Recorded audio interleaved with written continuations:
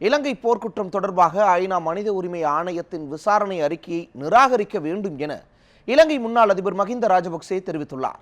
சர்வதேச மனித உரிமைகள் ஆணையத்தின் 30வது அமர்வு கூட்டம் சுவிட்சர்லாந்தின் ஜெனீவா நகரில் தற்போது நடைபெற்று வருகிறது. இலங்கை விவகாரம் தொடர்பாக சர்வதேச விசாரணை தேவை என்று கூறி வந்த அமெரிக்கா தனது நிலைப்பாட்டை மாற்றிக்கொண்டு தற்போது உள்நாட்டு விசாரணையே போதுமானது என்று தெரிவித்துள்ளது.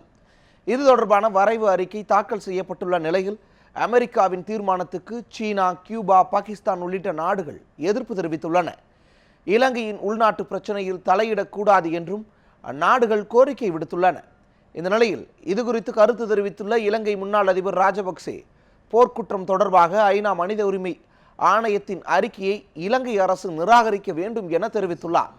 ஐநா நடத்திய விசாரணைக்கு தனது அரசு ஒத்துழைப்பு வழங்கவில்லை என்று கூறியுள்ள அவர், தற்போதைய விசாரணை அறிக்கையின் பின்னணியில் மேற்கத்திய நாடுகளின் தலையீடு உள்ளதாக குற்றம் சாட்டியுள்ளார். எனினும் போர்க்குற்ற நீதிமன்றம் அமைக்கும் அதிகாரம் ஐநா பாதுகாப்பு சபைக்கே உள்ளது என்று குறிப்பிட்டுள்ள ராஜபக்சே, ஐநா மனித உரிமை ஆணையத்துக்கு அந்த அதிகாரம் இல்லை என்றும் கூறியுள்ளார்.